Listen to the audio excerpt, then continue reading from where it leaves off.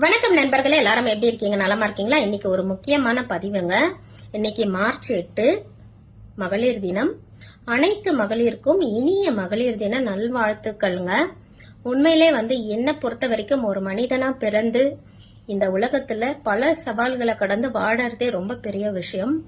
அதுவும் ஒரு பெண்களாய் பிறந்து அத்தனை சவால்களையும் எதிர்கொண்டு வாழறது அப்படின்றது இன்னுமே ரொம்ப பெரிய விஷயமா தாங்க நான் பாக்குறேன்.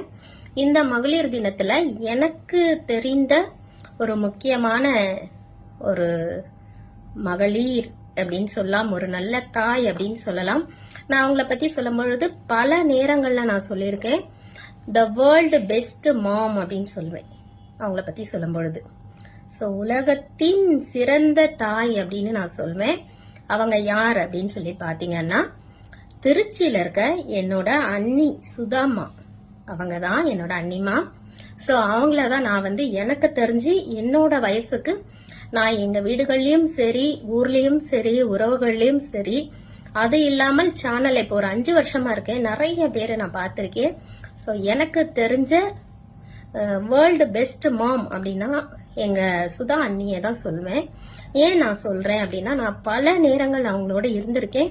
கடந்த 2 ஆண்டுகளுக்கு மேல நான் அவங்களோட டிராவல் பண்ணிட்டு இருக்கேன். அவங்க எனக்கு சேனல் மூலயமா கிடைச்ச ஒரு உறவு தான் அப்படின்னு சொன்னா யாருமே நம்ப மாட்டாங்க. சேனல் மூலயமா உறவுகள் கிடைக்கும், ஆனா எல்லாருக்குமே ஒரு தனி உறவு தான் கிடைக்கும். ஒரு அண்ணன் கிடைக்கலாம், ஒரு தங்கை கிடைக்கலாம், ஒரு தாய் கிடைக்கலாம். ஆனா ஒரு குடும்பமே உறவா இது வரைக்கும் கிடைச்சது இல்ல. கடவுள் புண்ணியத்துல எனக்கு அந்த ஒரு கிஃப்ட் கிடைச்சது. ஒரு அண்ணன் குடும்பமே எனக்கு உறவா கிடைச்சது.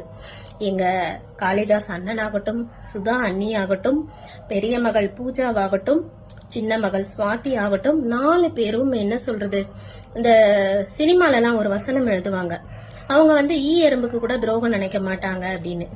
உண்மையிலே அந்த குடும்பம் அப்படியான குடும்பம்.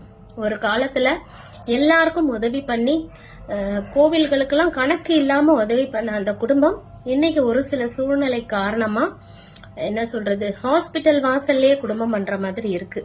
அதுல ரொம்ப வருத்தமான விஷயம் என்ன அப்படின்னு சொல்லி பாத்தீங்கன்னா, அவ்வளவு நெருக்கடியில இருக்க அவங்களுக்கு நிறைய சொந்த பந்தங்கள் இருக்காங்க.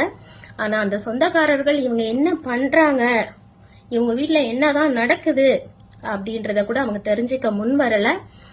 இப்ப அவங்க குடும்பத்துக்கு தேவையானது பணமோ காசோ எதுவுமே இல்லைங்க. அந்த குடும்பத்துல இருக்க அந்த 4 உள்ளங்களும் ஏங்குறது உண்மையான பாசத்திற்கும் ஒரு ஆறுதலுக்கும் மட்டும்தான். சோ இதெல்லாம் ஏன் நான் சொல்றேன் அப்படின்னா, எல்லா வீடுகள்லயும் இந்த மாதிரி பிரச்சனைகள் இருக்கு. தயவு செய்து உங்க சொந்த பந்தங்கள்ல கூட இந்த மாதிரி யாராவது கொஞ்சம், அதாவது என்ன கஷ்டம் அப்படின்னா நான் அதையுமே சொல்லிடுறேன். எங்க சின்ன பாப்பா சுவாதிக்கு கொஞ்சம் உடல்நிலை சரியில்லை. அது கடந்த ஓரிரு வருடங்களாவே அவ பிரச்சனையில இருக்கா. சோ அவங்களும் ரொம்ப போராடி பார்த்துட்டு இருக்காங்க. உண்மையை சொல்லணும் அப்படின்னா, இன்னைக்கு இருக்க சூழ்நிலை என்ன சொல்றது, இப்ப நைட் நான் நல்லா பேசிட்டு படுப்பேன், காலையில பார்த்தா நான் ஹாஸ்பிட்டல்ல இருக்கேன்னு.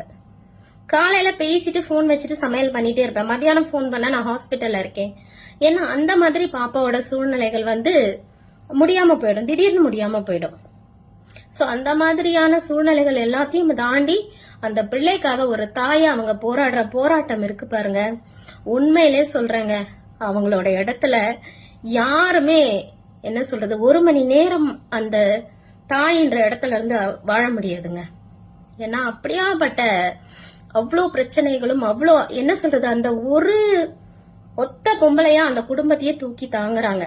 ஆனா என்ன கொடுமை அப்படின்னா, அவங்களுக்கு ஆறுதலுக்கு அவங்களை சுத்தி அவ்வளவு உறவுகள் இருந்தாலும் அந்த ஆறுதல் சொல்ல யாருமே இல்ல. சோ அதுதான் அவங்க என்கிட்ட சொல்லி ரொம்ப வருத்தப்பட்ட ஒரு விஷயம். சோ இந்த காணொலியை அவங்க உறவுகள் கூட பார்க்கலாம், சரிங்களா? அது மட்டும் இல்லாமல் நிறைய குடும்பத்துல இந்த மாதிரி இருக்கும். நம்ம வீடுன்னே ஓடிட்டு இருப்போம், நம்ம கூட இருக்கிறவங்கள பத்தி நினைச்சு கூட பார்க்க மாட்டோம். சோ அந்த மாதிரி இல்லாமல் தயவு செஞ்சு என்ன சொல்றது, பணம் காசு கொடுக்கலன்னா கூட பரவாயில்லங்க, அது தேவையும் இல்ல. இப்ப இருக்க மனங்கள் ஏங்கிறது எல்லாமே உண்மையான பாசத்திற்கும் அந்த ஆறுதலுக்கும் மட்டும்தான், சரிங்களா? எப்படி இருக்கீங்க, நல்லா இருக்கீங்களா, பாப்பா நல்லா ஆயிடுவா, கவலைப்படாதீங்க, நாங்க உங்க கூட இருக்கோம், அவ்வளவுதாங்க அவங்க கேக்குறது, வேற எதுவுமே இல்ல. சோ என்ன சொல்றது, இந்த மகளிர் தினத்துல நான் வேர்ல்டு பெஸ்ட் மாமா பாக்குறேன். எங்க அண்ணிய பத்தி தான் இந்த பதிவுல நான் போட்டிருக்கேன். கண்டிப்பா உங்க வீடுகள்லயும் இந்த மாதிரி ஒரு சூழ்நிலை காரணமா கஷ்டப்படுறவங்க இருந்தாங்கன்னா தயவு செஞ்சு முதல்ல அவங்கள போய் பாருங்க. அவங்களுக்கு பணம் காசு கொடுக்க வேண்டாம், ஆறுதலான வார்த்தை கொடுங்க, உங்க அன்பை கொடுங்க, அது போதும். அதுக்குதான் அவங்க ஏங்குறாங்க. சரிங்களா? சோ இந்த மகளிர் தினத்துல இவங்கள பத்தி பகிர்ந்துகிட்டது எனக்கு ரொம்ப சந்தோஷமா இருக்கு. மீண்டும் ஒரு முறை அனைத்து மகளிருக்கும் இனிய மகளிர் தின வாழ்த்துக்கள். சோ இதோட நானும் விடை பெறுறேன். நன்றி, வணக்கம்.